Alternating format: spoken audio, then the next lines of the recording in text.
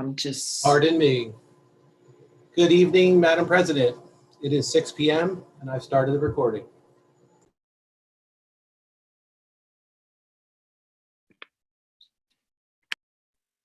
Carol, you're muted. How's that? Better? Good evening, everyone. We're going to be led in the Pledge of Allegiance by Mr. Levenstein.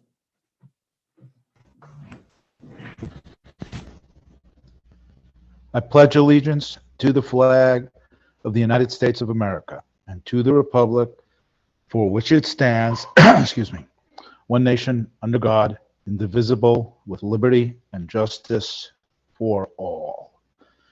Please remain standing to support our fellow citizens who, some of which now feel that there can be justice for all. Thank you. Thank you, Mr. Levenstein. Roll call, Mr. Clerk. Ms. Burton, Here.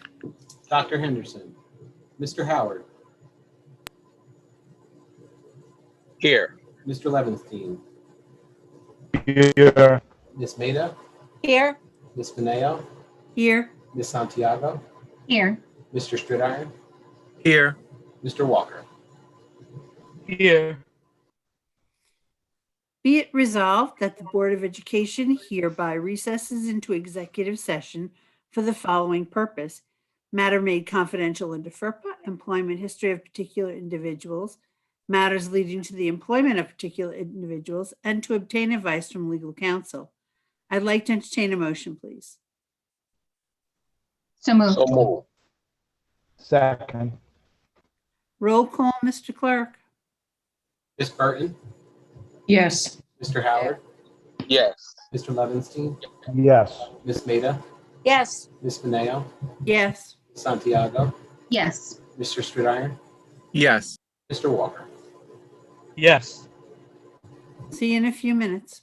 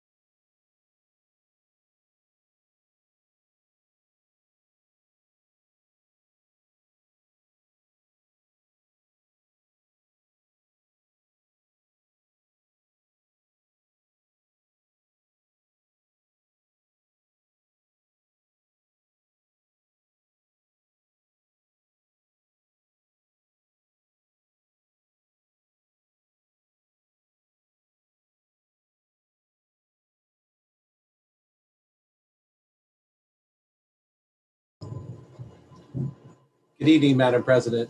I've started the recording back up. Thank you, Mr. McCoy. Good evening, everyone. I'm going to turn the meeting over to our Superintendent of Schools, Dr. Padilla. Thank you, Madam President. Good evening, trustees and community. I have 3 items for tonight. The first being an update on Operation Reopen. And tonight it will be another opportunity for public comment related to our reopening plan. So I'm just going to go over some quick highlights and then I will turn it back. Give me 1 second.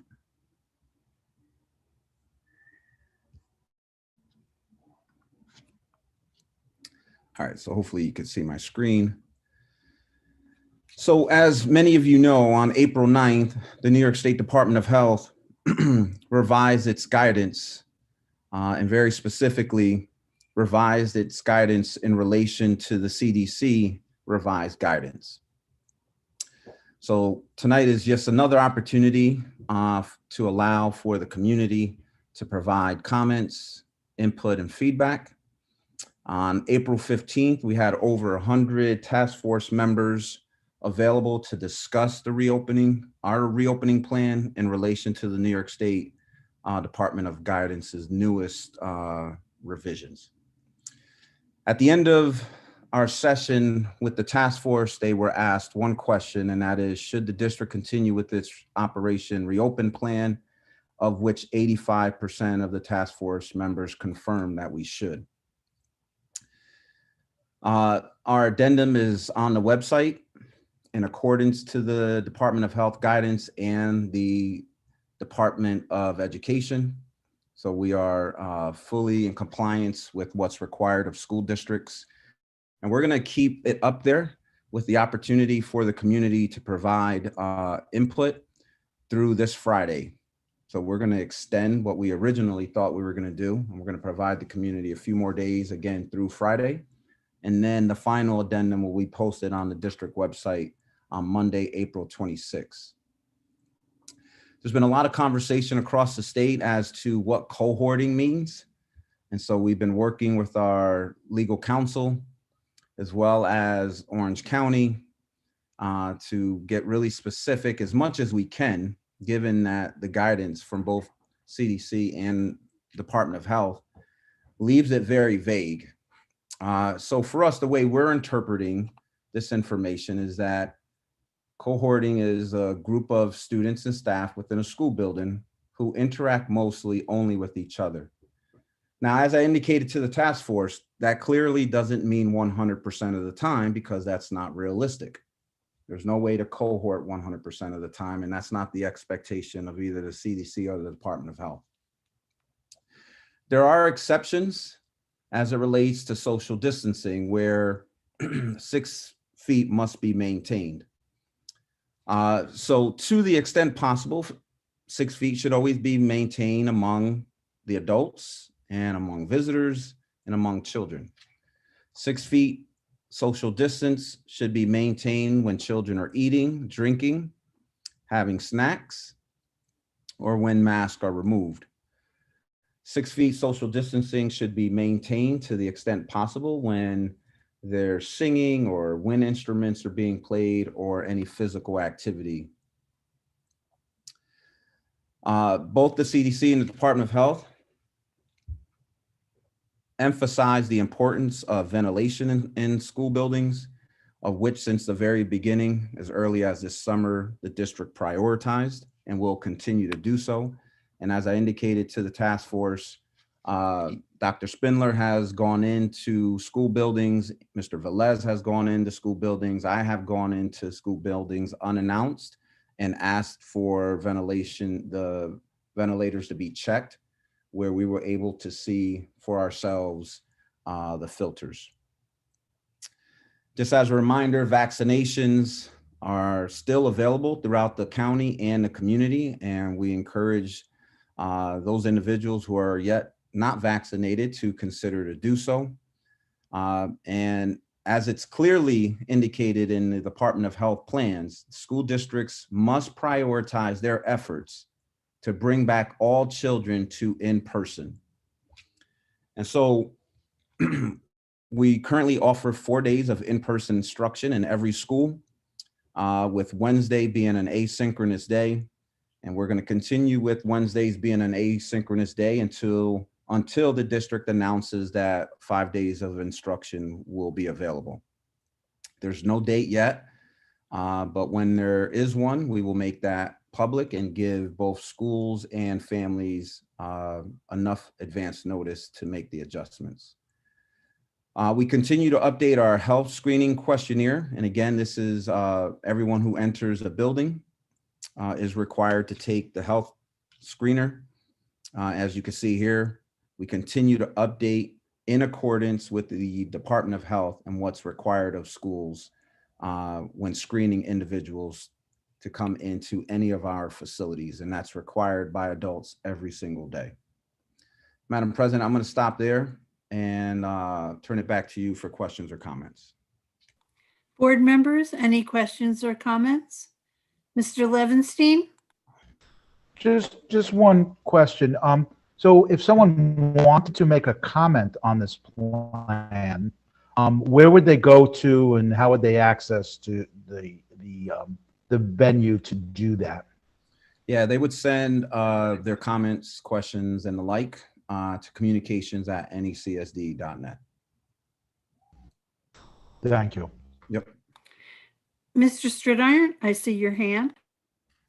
Going back to the point where it says soliciting school community input in a public meeting. When was this a requirement before the district would go to a 3-foot spacing? So again, the newest Department of Health guidance came out on the 9th. We reopened schools on April 5th at 4 days. And like every other district in the state, with the ability to go to 3 feet with barriers. What changed in the newest guidance is that you no longer need barriers to go to 3 feet. So the previous guidance allowed us to go to 3 feet with barriers. The newest guidance now says you can go to 3 feet without barriers. And they also indicated for those schools that didn't go to 3 feet, in order to do so, they had to receive public comment. Now, we've been providing updates to the community and to the board at every board meeting. So there's been opportunities for comments since the spring. But specifically to your question, we were operating on the previous guidance.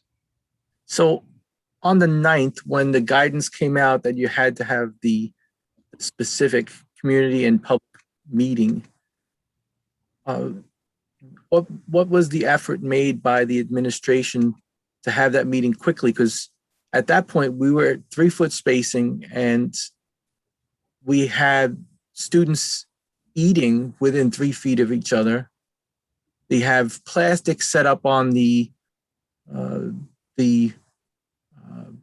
I guess it's the stage area at Heritage with no ventilation for the staff to eat.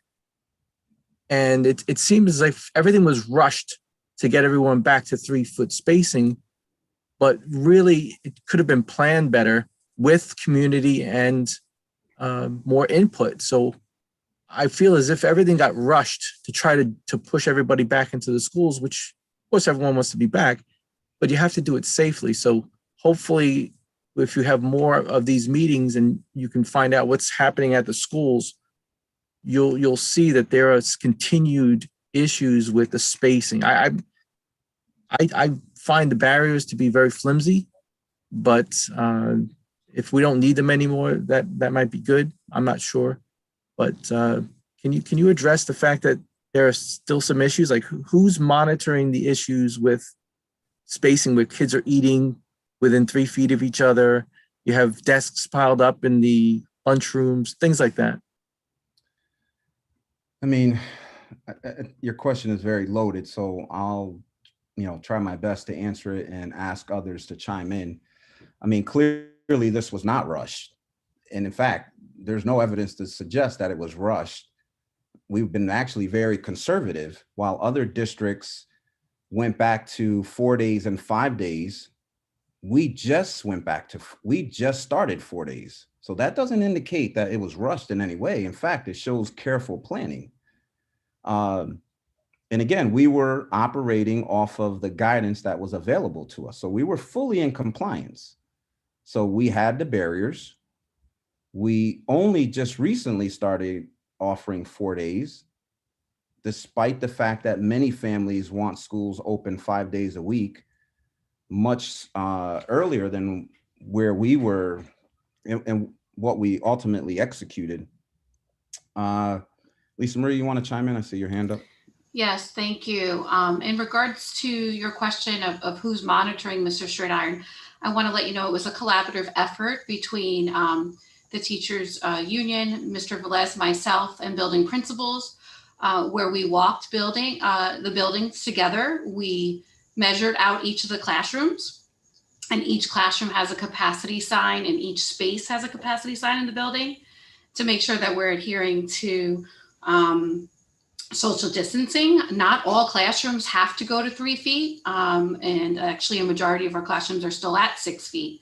We also walk the buildings to provide adequate spaces for eating for both the children and the adults. And that is monitored consistently in collaboration with each delegate in the building principals, myself, and Mr. Velez.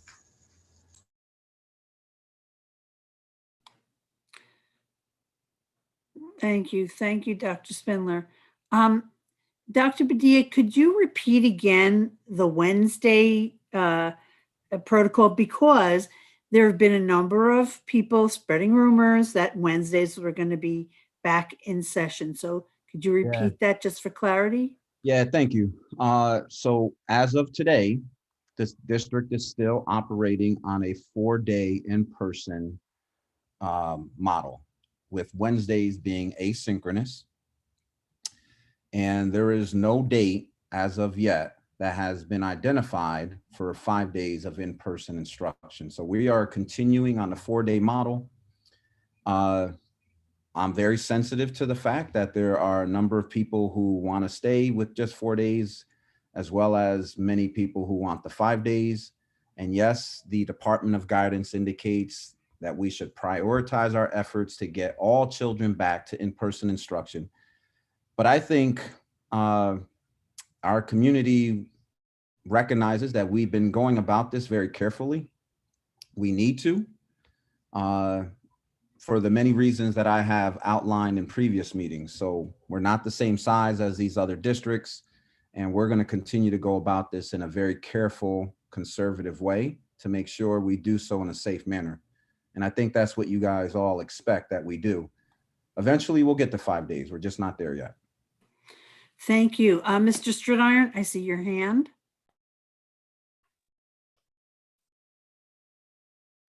Thank you, Madam President. So as far as the 5 day a week, who is going to make that decision? Is it going to be the reopen committee? Is it going to be the superintendent? And as far as the reopening meetings, are those meetings open to the public? Because I did ask to see if I could get a link to view the meeting and was never provided that link. Are those meetings closed to the public? Yeah, so those meetings have been consistent with just the task force. I have shared information from the task force as I did tonight, and we'll continue to do so. When we get to the point where we're comfortable to offer 5 days, then we'll circle back to the task force, make a decision, and share it with the board and the community. Thank you, Mr. Howard. Thank you, Madam President. To Dr. Padilla, could we have Mr. Velez and maybe some of his staff look at some of the capacity signs in the buildings? I've had like 2 or 3 different people approach me and say that the capacity signs, the numbers are crossed out, and it's just that is a mess. So can we look into that just to make sure? Yeah, we can look into it, and we do. When we do our walkthroughs, we're in checking. Again, Dr. Spindler already highlighted the collaboration. I'm sorry, Mr. Howard, what was that? I think he froze, but yes, we will continue to look into it. I just referenced the fact that we have been. So classrooms continue to be measured. Again, we are permitted to go to 3 feet without barriers. We are going to continue to provide barriers while they last. So I'm not sure if you have any other questions, but yes, we will continue to monitor. I'm going to move on until I think he just disappeared also. So Mr. Stridiron, I see your hand. Thank you, Madam President. So can we get some clarification possibly from the board attorney? Like what classification, classification are the reopening task force meetings? Are they like quasi board meetings? Are they community meetings? Because I believe if they're community meetings, they have to be posted on the district website so other people can join and maybe join the link. May I answer? Yes, please. Go ahead. A committee meeting, in order to come under the open meetings law, must consist of at least 2 board members conducting, school district business. The task force is probably, I don't know who's exactly on it, but it sounds like it's more of an advisory committee consisting of a variety of constituents for a specific purpose and not necessarily a meeting under the definitions of the open meetings law. Are there two board members on that meeting, on that committee? Yes. there I is. don't know the answer. I know that Mrs. Burton was on it the last time with me, and sometimes Mrs. Santiago is on it. But this And isn't how a- many other this is members not- of the committee? There's like in the spring, there were like 150. So This- it's really an community advisory committee. Correct. They're advisory. They are advising me, providing input and feedback on the reopening plan. So it's not a board committee. I would say that it sounds like it's an advisory committee that would not come under the open meetings law. So it doesn't have to be publicly posted on the website. No, Mrs. Burton, I see your hand. I just want to ask a question in response to what both Mr. Spitire, and Mr.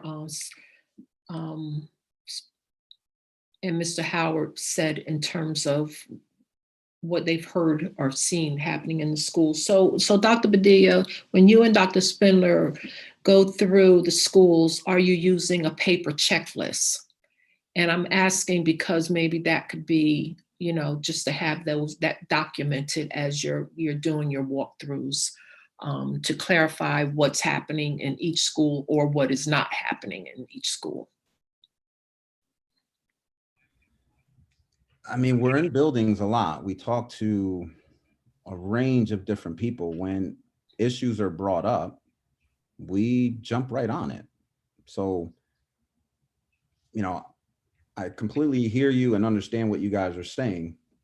And as I started in the very beginning of this, when we launched Operation Reopen, this is about progress, not perfection, because we know that's not possible, especially with information constantly changing.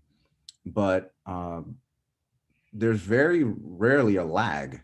I mean, the minute someone brings up an issue, someone's there right away, measuring a classroom, moving furniture, providing, I know every time I go into a building and I check anything, I take notes of it. So, Ms. Burton, while it may not be like a formal checklist, but we have ways that we keep track of our visits and the various things that were changed. Mr. Ford, did I see your hand? Thank you, Madam President. I also would like to remind the board of the two particular situations. One, we have a pandemic response team, which has a member of administration, each of the bargaining unit presidents, and we were meeting on a monthly basis and looking at survey data of safety in the buildings, things such as social distancing and mask wearing and a variety of other things. And we were collecting survey data and looking at that on a monthly basis. We did not meet last month, and we're in the process of updating and revising that process, but we were meeting pretty much every month, right from September all the way through February. We were very satisfied with that feedback and able to respond to it immediately in each of the buildings as those surveys were being created. There was one other thing I just wanted to mention. Right out of my head. I'm sorry, Ms. Vanille. Well, think about it and raise your hand again, and I'll call on you again, okay? Mr. Howard. Yes, Madam President. I'm sorry, I had some technical difficulties before, but was my question clear in regards to the capacity signs? And also, are these capacity signs, are they located in each classroom, each part of the building, to give indications of what the PPE numbers are for what I've heard from different people is that some of the signs have numbers that are slashed through it, sometimes are not visible. If we can just look into that, I really appreciate that. Yeah, we'll continue to do building walkthroughs. I see Mr. Velez's hand is up. Yeah, I was going to call on Mr. Velez. I saw his hand. Mr. Howard, when we visit the schools, and a good example, last week when we had the reopening meeting, if something is raised, we go to the school sometime the same day or the next morning. When it comes to the capacity signs, sometimes we revise them. And usually I put a new capacity sign right after we revise it. And there's three reasons to revise. Either we go into smaller square footage, or we have more adults in the classroom, or we just made a change to what's going on in that classroom. But each time that we change the capacity, we put a new sign. I know that in Guinea Avenue School, it happened there last week, the custodial staff made some measurements and they just cross the number and put one next to it. Once I find out, I talked to them and I told them, whenever we change the capacity in the classroom, we'll put a new sign on the door so it's clear. And every classroom has a room capacity sign right on the door. Okay, thank you. Mrs. Burton, I see your hand. Okay, Mr. Forget, are we back to you? Did you remember? Yep, I'm all good. I'm back on track. Thank you. Ms. Mineo, I just wanted to also share with the board that in the beginning, back in September, we created a COVID hotline. And that hotline is a phone number that any individual can call to share any concerns that they have with the workings and the safety and any of the operational things within each of the schools.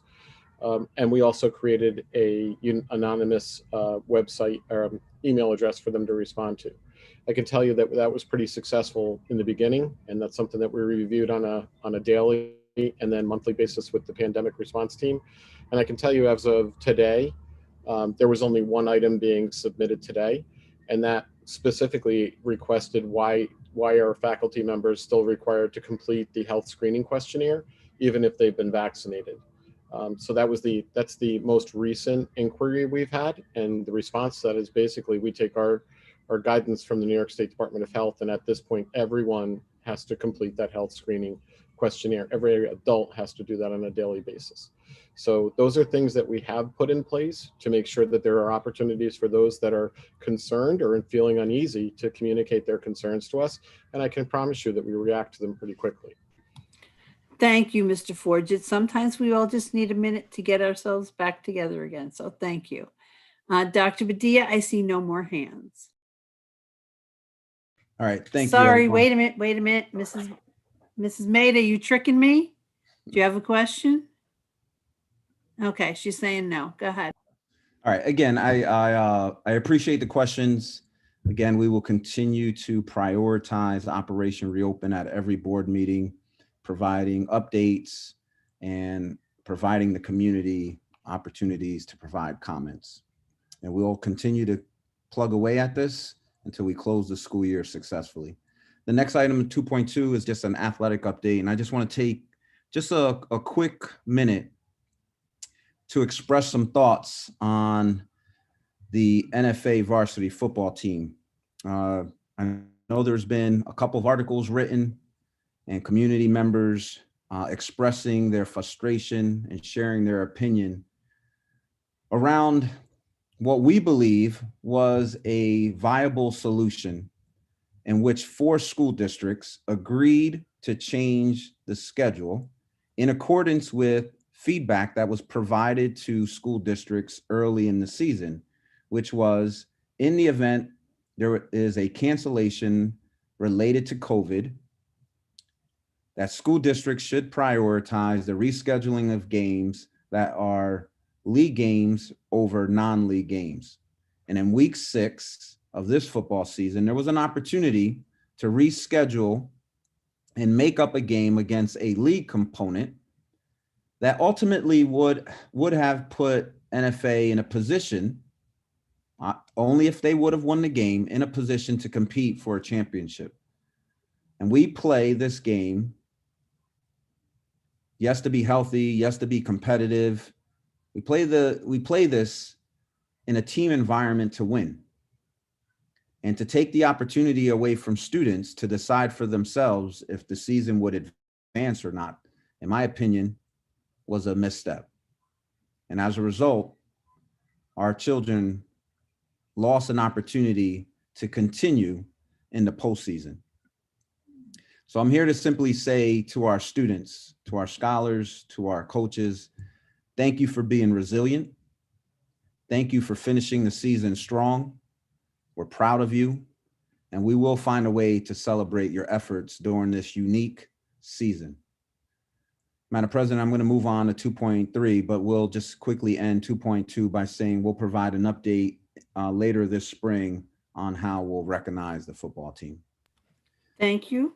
2.3 is a capital project update. Again, a very consistent item that we've been providing the community and the board every single month. And so continuing with our focus on the capital project, I'm going to turn it over to Clark Patterson Lee, and they will provide an update this evening on the CTE project.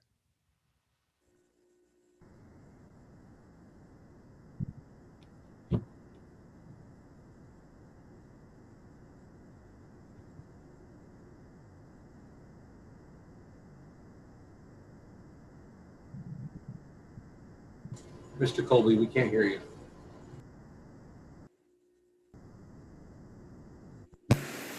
How's that? Yeah, gotcha. Okay. All right. So thank you, Dr. Padilla. This is a quick capital project update. It's mainly focused on the CTE site and some ongoing conversations that we've been having with the executive committee and Mr. Ramjug around the site work that's going to happen there, the site development and tree removal. So just a few bullet points. We have some site plans I'm going to get into here in a moment. But just a few items that we want to highlight. So our team has reviewed the extent of the tree removal on the CTE site, and we've worked closely again with the district to identify areas where existing trees can be evaluated to remain. So meaning healthy trees. A primary objective of this is to keep some sort of tree line of the older growth along West Street, among some other areas between NFA Main and the new site. Of the trees that are, of the trees that are going to be removed from the site, the district's going to work with the construction tech program to identify trees that can be used by the construction technology program. So meaning they could be cut down, taken off site and milled and used for program purposes to be repurposed into furniture and other projects. We've also discussed implementing a new tree sapling planting program. So this is in an effort to plant as many new trees as possible, both on the CTE site as well as other district sites. In a minute, we'll get into our planting plan for the CTE site. So you'll see the extent of new plantings that we're looking at. But the district's committed to looking at what they can do on the other sites as well. And then finally, I think it's important to know, we've been talking about the site work that's going to happen there and tree removal. And we know this is a sensitive subject, but the trees are not being removed till November. And the reason for that is it's been part of our seeker process. We identified with the DEC that there could be, this site could be used for bat migration. There was no bats found on the site during our study, but it's just recommended by the DEC that we don't take any trees down till after bat migration season. Next slide, thank you. So this is the site. This will give you a really good idea of what we're looking at. The dark gray area, shaded area, is the proposed CTE building. The areas that you see, the dashed lines that are fairly close together are the roadways that both come off of West Street and Gidney Avenue and then circulate around the site. So you can see there's a fair amount of building and roadway and parking lot that has to go on to the site. There's also areas up there that aren't wooded. So you'll see the gray area where the older buildings are that are to be demolished. There's some old roadways up there, and there are some sites cleared, including the white area. So it's not fully wooded. The red area is approximately what will be tree removal off of the site. So the important parts to note here, though, however, are the green areas, especially along West Street. We're trying to maintain some old growth as a buffer, both during and after construction. And then all the trees that are on the hill over towards Academy Field and over towards Gidney Avenue, and even that little swath near the soccer field and baseball field are existing trees that are going to remain. Next slide, thank you. So when you look at our new planting plan, this is, what we're looking at going back with. So you have the proposed CTE high school there in the darker brown color. The gray is parking lots and roadways. Along West Street again, that lighter green color, we're maintaining as much existing old growth as possible, and we're also going to infill with that lighter green shade is mostly native ornamental plants. So that happens both along West Street, a little portion near Academy Field, some around the building, and then along the lower portion of the roadway going to Gidney. And then the kind of yellowish green color is areas that are going to be planted with plants and trees from the Appalachian oak hickory plant palette. So that's semi-native, more towards the Hudson Valley. And then the areas you see in blue are trees and plants that are really for bioretention, so water retention on the site. Those are mainly in the parking lot areas. So yes, we are removing trees for the project, and it has to be for the extent of the site work that you see here, both for building, roadway, and parking lots, but we're also going back with as much as possible. And those areas that I just talked about here is, what the district's looking at doing on this site to the fullest extent possible, and then looking at other sites. So that's the extent of this update as it's related to the CTE site. So I'm happy to take questions. Mr. Stridiron, I see your hand. Thank you, Mr. Colby, for the presentation. I know the board received a few letters that will be read tonight. I don't know if you've seen the copies of them yet, but it would be great for you to have them. Is it possible that I don't know how often you meet with the planning team, but to incorporate some of the people that are in these, the Conservation Advisory Council and the Greater Newburgh Parks Conservatory, to include them in the process, because they have a host of resources and some knowledge about the area that possibly help with the planning. And then my second question is the stormwater retention area that you have on the plan. Have you sized that out yet? Because it seems a little small for the amount of impervious surface that you're going to have on this site. So the one that's on the previous slide you're referring to? Yes. Yeah. That's just our storm retention during construction. So that's what we're looking at. That's a temporary retention pond. The balance of stormwater retention will be below the parking lots. Okay, so it's below the final okay. stormwater. Thank you. No problem. And I would love to see the letters. I think Mr. Ramjuk's passed on some of those, but I would be happy to review them. I'm sure we could have Mr. McCoy get them to you right after this meeting. Mrs. Burton, I see your hand. Hi, yeah, thank you, Madam President. And I too appreciate the presentation. And I want to echo in terms of Mr. Stridiron, because it appears that there is a fundamental disconnect between the community's vision and goals of particularly the Newburgh community and what I now understand to be community and urban forestry. I did a little background on that. Not an expert by any means. So I do have a few questions that I would like some answers to. What is urban and community forestry? Because in terms of the CAC, the Conservation Advisory Council, and the newly formed Greater Newburgh Parks Conservancy, they've done, particularly the CAC, which is a committee out of the city of Newburgh. They've done a lot of work in terms of urban development and maintaining, open spaces. And they monitor the trees here, and they have an inventory of every tree in the city of Newburgh, from what I understand. And so, yes, another question is, we have to have a sense of what is happening in our community and make sure those alignments are happening, because the city does have a plan around all of this as well. And you may not have seen it, but the city of Newburgh does have a plan around urbanization and the and how to maintain the environmental forestry that's here.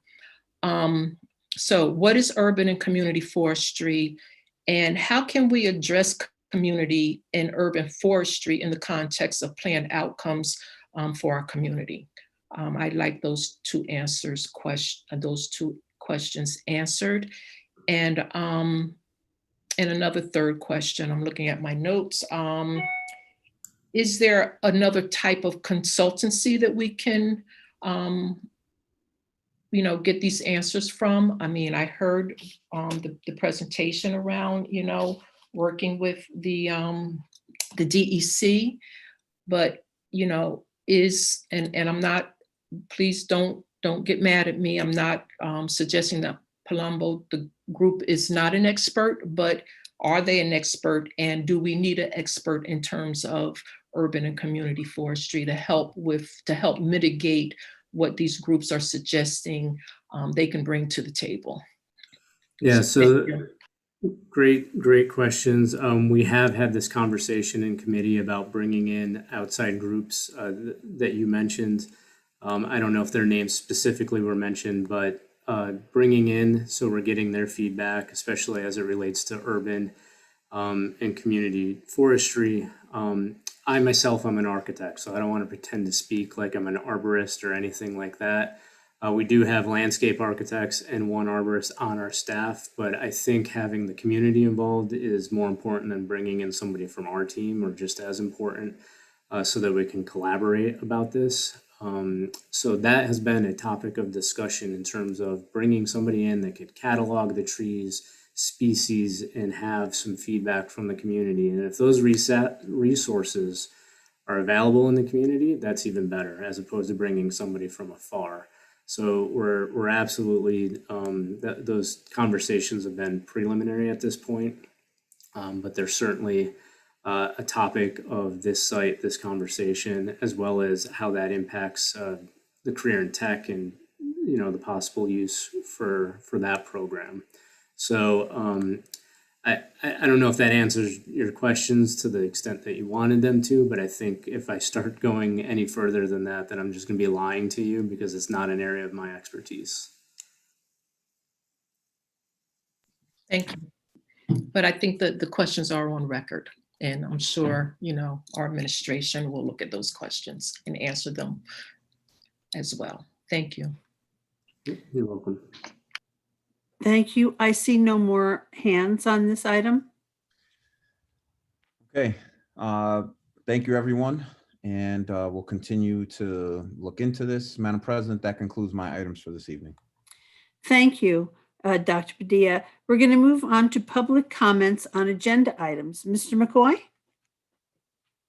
Yes, ma'am, we have 4 comments submitted tonight. The first comment is from Mr. Ryan Lamar. Dear Board of Education and Newburgh School Community, it has been a challenging to surmise the scientific basis and timing rationale for the COVID-19 decisions presented to the board. The CDC, the New York State Department of Health, and New York State Education Department made guidelines. The BOE as a governing body can anticipate, meet, and surpass these guidelines locally. Given the disproportionate vulnerability of our demographics and the infection rates in our community, your participation and transparency are vital. Research travels slowly through the government policy, and time is of the essence. This is one reason a local decision making is so important. I appreciated a past suggestion by Dr. Henderson to enlist experts in decision making. The district consults with the DO. However, a doctor of osteopathic medicine is not a virologist, infectious disease doctor, epidemiologist, or an environmental engineer.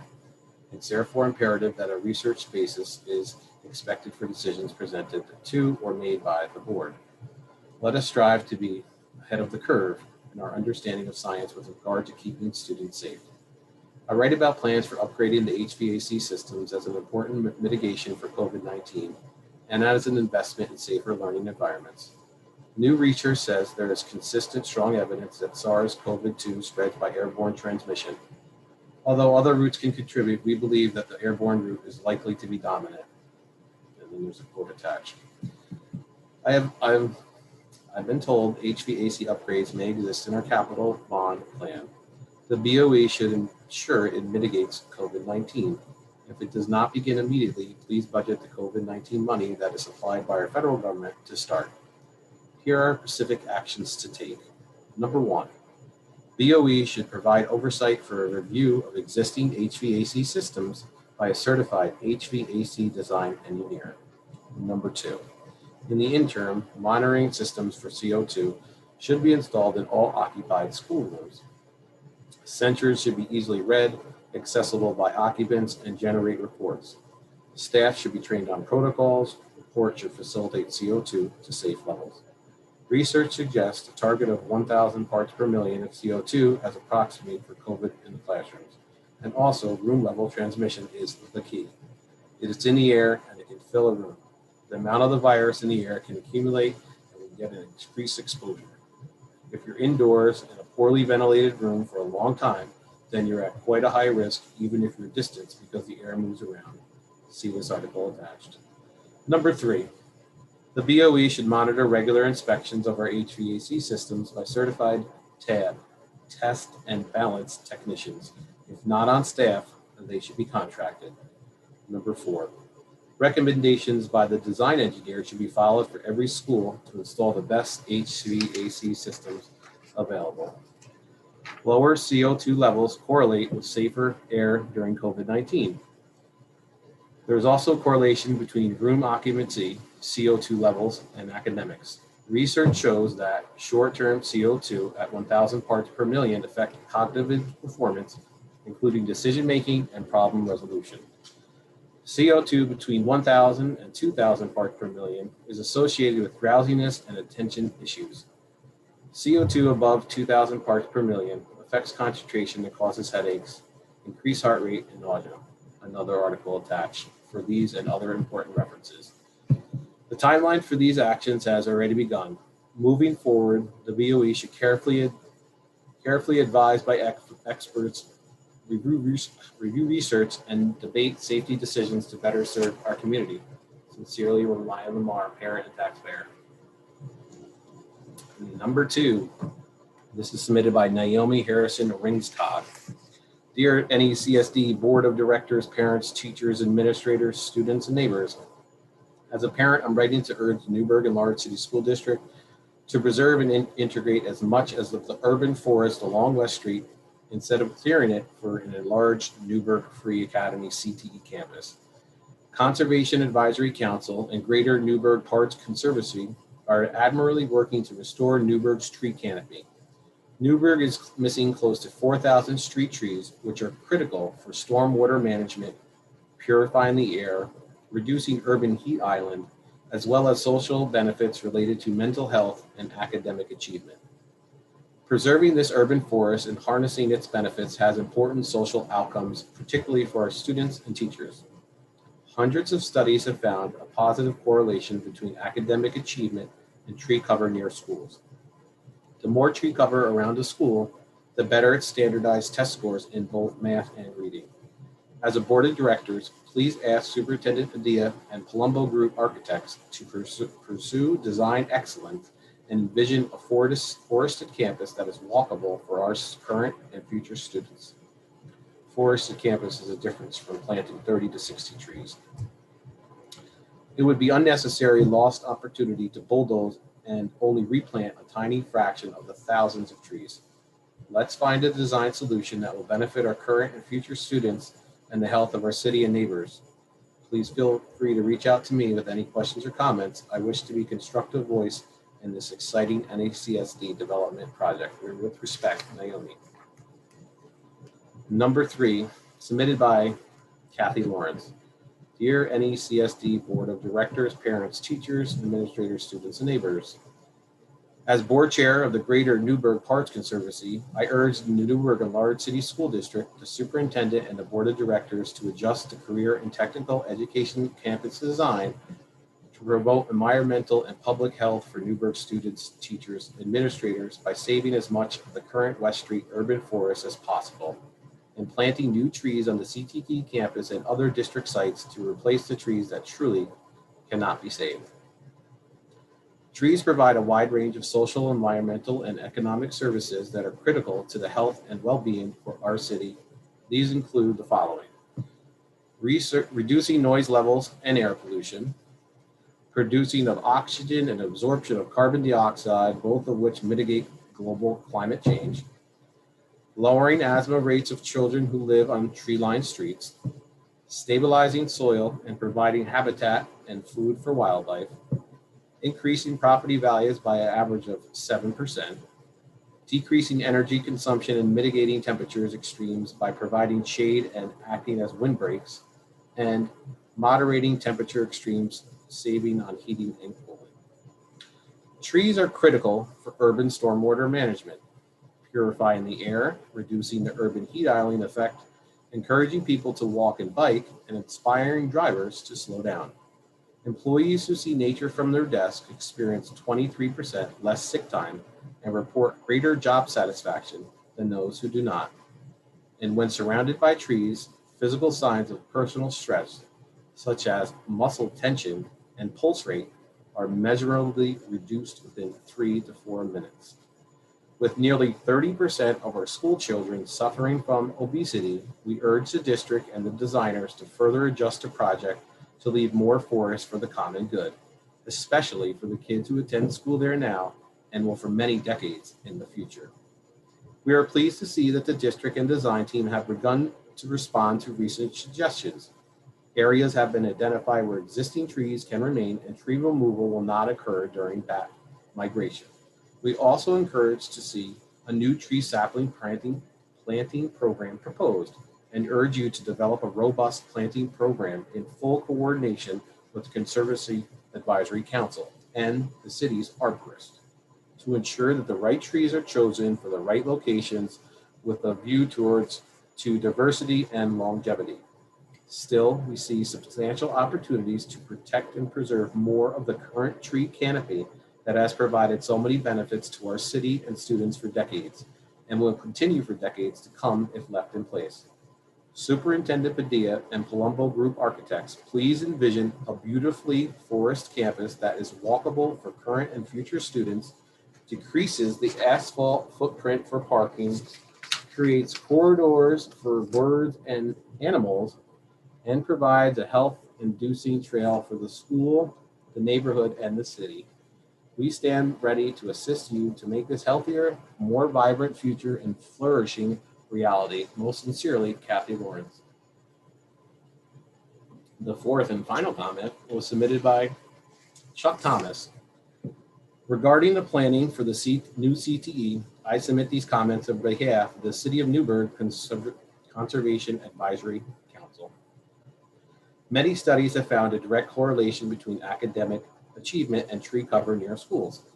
The most recent study in November 2010 found a causal relationship and can be accessed at this link. Of course, the school board may already be well aware of the important relationship between proximity to trees and academic achievement, but we want to call to your attention excerpts from Section 2 of our city's Urban Forestry Management Plan, located at this link. Among the relevant research findings, trees reduce noise level and air pollution, produce oxygen and absorb carbon dioxide, thus helping to mitigate global warming. Children who live on tree-lined streets have lower rates of asthma. Trees stabilize soil and provide a habitat and food for wildlife. Trees increase property values by average of 7%. Trees decrease energy consumption and mitigate temperature extreme by providing shade and acting as windbreaks. Trees moderate temperature extremes, saving on heating and cooling expenses. Employees who see nature from their desks experience 23% less sick time and report greater job satisfaction than those who do not. When surrounded by trees, physical signs of personal stress, such as muscle tension and pulse rate, are measurably reduced within 3 to 4 minutes. We are requesting that the district provide an analysis of the trees to be removed and site plan depicting the trees that will be removed. We advise that trees not in the footprint of the building be retained wherever possible. The district needs to undertake a survey of the trees that are being taken down and the end of the remaining trees on property. This could be done by a wonderful educational experience for our scholars under the supervision of faculty and an arborist. Indeed, there may be students who discover that bringing an arborist is a worthy occupation. In the city of Newburgh, as elsewhere, developers must replant tree for tree, all trees taken down as part of any new construction. If there is no new room for planting trees around the new CTE building, it would be acceptable to plant native trees on the expansive front lawn of NFA facing Fullerton Avenue.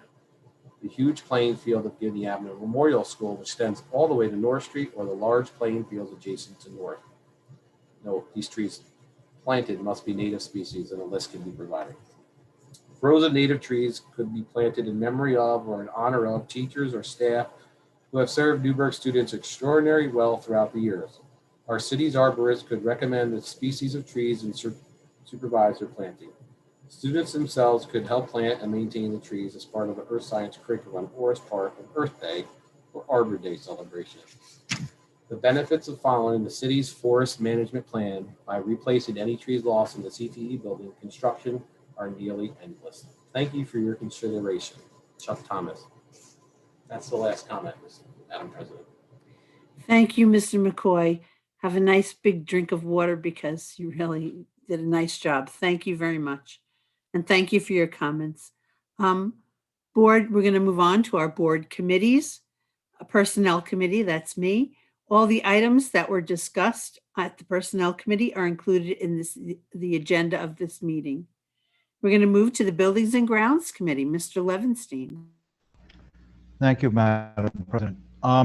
So the Buildings and Grounds Committee met April 14th, and we discussed with Mr. Velez the old Bombville School buildings emergency status, Forstertown School parking lot repairs. We discussed desk shields and a replacement truck for building and grounds. We discussed Forstertown and Heritage parking lots lighting and lead testing results and mediation. Then we also discussed with Mr. Ramjug change orders for the NFA pool project, which is resolution 6.5 on tonight's finance agenda. We discussed topographical survey of GAMS to continue on with the capital bond projects at that building, which is resolution 6.6. And we also discussed capital bond project allowance authorizations. Thank you. Thank you, Mr. Levenstein. We're going to move on to our Assistant Superintendent of Student Support Services, Dr. Roman. Good evening, and thank you, Madam President. Under the Student Support Services agenda, we have one item for the board's consideration, recommendations from CSE, CPSE committees. I'd like to entertain a motion, please. So move. Second. Second. Thank you. Questions or discussion on this item? Roll call, Mr. Clerk. Mr. Howard, Yes. Mr. Levenstein, Yes. Ms. Beta, Yes. Ms. Mineo, Yes. Ms. Santiago, Yes. Mr. Stridiron, Yes. Mr. Walker, Yes. and Ms. Burton. Yes. Thank you. That concludes my items. Thank you, Dr. Roman. We're going to move on to our Assistant Superintendent for Finance, Dr. Spindler. Thank you, Madam President. Finance presents to you items 6.1 through 6.9 as a consent agenda for your consideration. Would any member like to separate out any of these items? Yes, Mr. Stridiron. 6.2, please. Anyone else? I'd like to entertain a motion on the items 6.1 and then 6.3 through 6.9. So moved. Second. Questions or discussion on those items? Do this. I see no hands. Roll call, Mr. Clerk? Mr. Levinstein. Mr. Levinstein. Yes. Ms. Maida. Yes. Ms. Mineo. Yes. Ms. Santiago. Yes. Mr. Stridiron. Yes. Mr. Walker. Yes. Ms. Burton. Yes. Mr. Howard.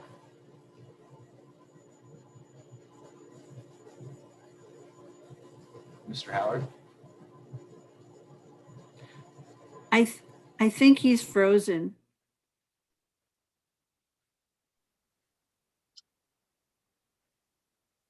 Hello. Okay.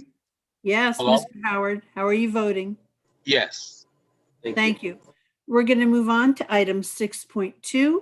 I'd like to entertain a motion, please. So moved. Second. Questions or discussion? Mr. Stridiron. Could we get a total of how many positions are being cut with this budget? I don't see a list.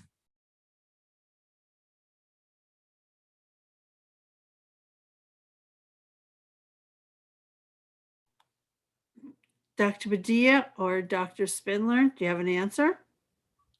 Yeah, Dr. Spindler, do you want to provide that response, please? 53.6. So there's no change from the previous meeting from last week? Most likely. There was a slight change. You were provided in your Board of Ed Weekly. There was a slight change in regards to that there was recent retirees that we received through Human Resources, and we are restoring them and keeping them. Thank you. Mr. Levinstein, I see your hand. Thank you, Madam President. I have one question on the revenue side and two on the expenditures, if I can. On the revenue, there's $1 million reduction in other revenue. What is that? If I can respond, Madam President? Yes, please do. Thank you. That was for the anticipated sale of Washington Street that we won't be don't anticipate for next year's budget. Okay, thank you. So we put it in as anticipated revenue that didn't develop. Okay. So on the expenditures side, you have the list we got of positions that are being filled from the last meeting. The COVID stimulus funding ones that are being filled. So is that just monies that is guaranteed for the next 3 years or not on that group of refilling? So we will receive the grant application. We're anticipated to receive it April 30th, and I'll be able to have more information. The grant does last until 2024. So we're anticipating that we will be able to fund those positions, as needed. Each year, we will make a determination as a senior staff and present to the board as we do each year our recommendations for positions. I will know more information by the end of the month, but from what we have received already in regards to the COVID stimulus money, one grant ends in 2022, one ends in 2023, and one ends in 2024. Okay, thank you. And then the last question is on the sheet that was supplied to us, filling of the general budget positions. Were most of those positions that are being refilled were positions that were vacant from last summer? I mean, these are not new vacant positions. These were either eliminated, correct, or not filled last year? So these are positions that have never been abolished. So some of them are from last year. Some of them can be for, a prior year before last year. So they were reviewed to see if there was a need for this current school year, and it was determined that there was. Okay, very good. Thank you. Thank you. I see your hand, Mr. Stridiron. Thank you, Madam President. I think the budget fiscally is very sound. And I thank the administration for that. I think educational wise, the planning, in order for, I've been here for 7 years, and every year we are concerned about the test scores, concerned about graduation rates and attendance rates and all that stuff. And we haven't broken through. And I think we need to look at the budget as a way we can break through and use the monies that we have available to do something different, to make an educational choice to go bold.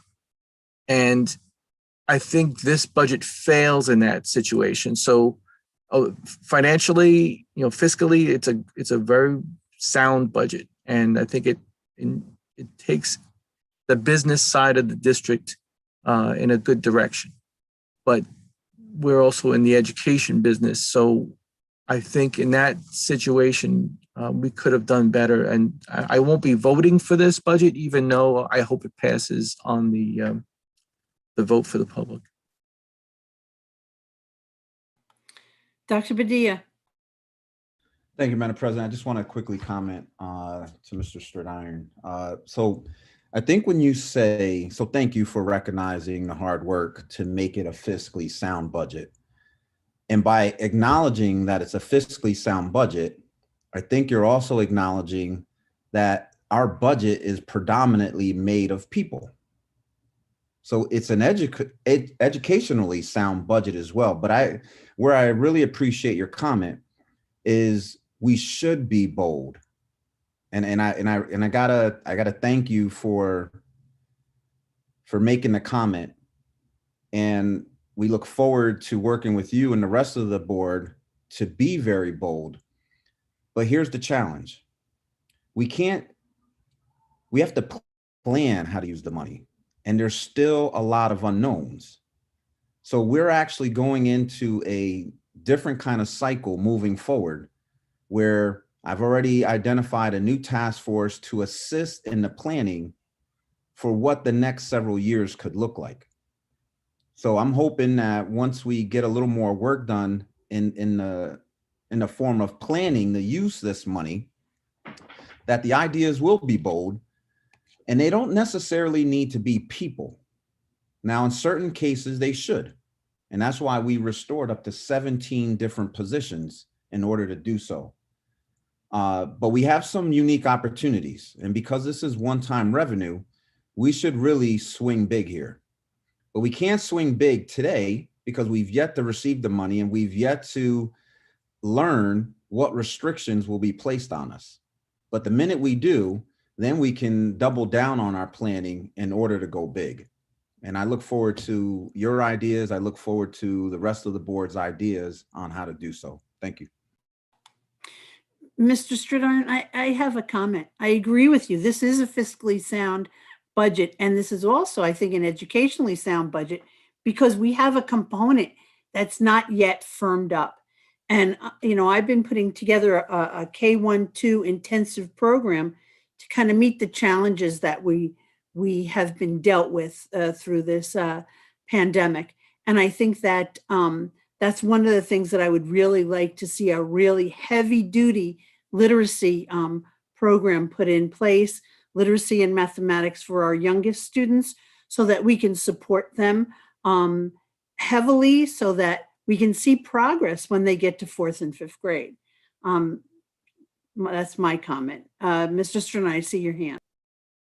Thank you, Madam President. Yeah, I don't know where to go from here other than I know the summer months, we need to intensify the opportunities for the students so that they can catch up.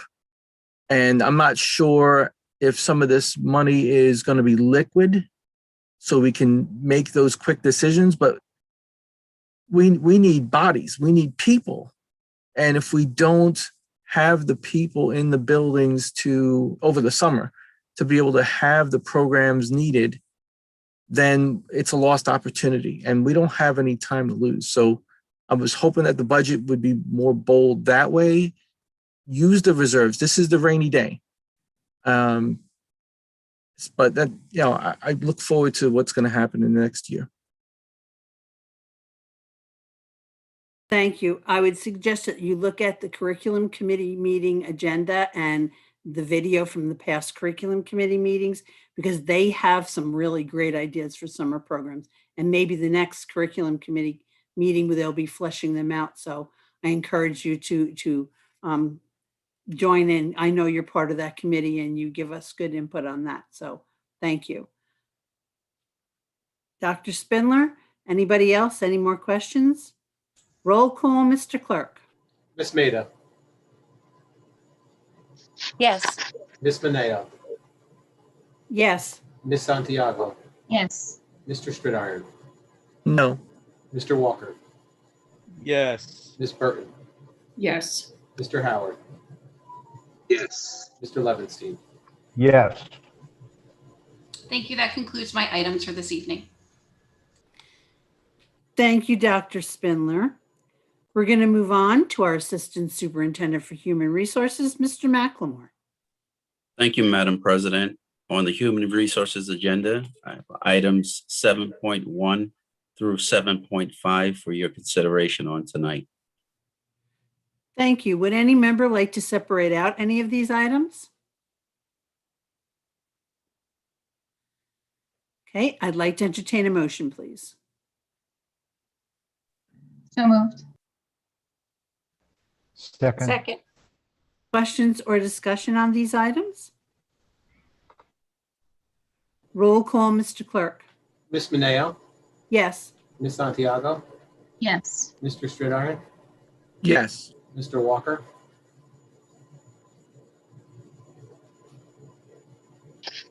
Mr. Walker, Miss Burton, Yes. Mr. Howard, Yes. Mr. Levinstein, Yes. Miss Maida. Yes. Thank you, Madam President. That concludes my items. Thank you, Mr. McLemore. We're going to move on to the Clerk of the Board, Mr. McCoy. Thank you, Madam President. I have the approval of the minutes from the April 13th regular meeting.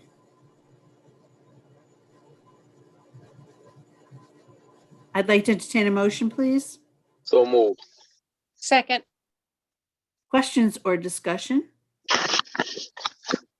Roll call, Mr. Clerk. Miss Santiago, Yes. Mr. Stridiron, Yes. Mr. Walker, Yes. Miss Burton, Yes. Mr. Howard, Yes. Mr. Levinstein, Yes. Miss Maida, Yes. Miss Mineo. Yes. Item 8.2. If anybody's out there, you still got a week left. You can still run for the school board. This year, you need 50 signatures on your petition. The current seats are held by Miss Burton, Mr. Howard, and Miss Santiago. You can pick up a packet at the office, 124 Grand Street. My contact information is here on the screen. The petitions need to be signed and by the 50 voters and turned into the office no later than April 28th at 5 p.m. That concludes my items, Madam President. Thank you, Mr. McCoy. We're going to move on to public comments on non-agenda items. Mr. McCoy? There was no comments on non-agenda items, ma'am. Thank you. I'd like to entertain a motion to adjourn. So moved. Second. Roll call, Mr. Clerk. Mr. Stridiron, Yes. Mr. Walker, Yes. Miss Burton, Yes. Mr. Howard, Mr. Levinstein, Yes. Miss Maida, Yes. Miss Mineo, Yes.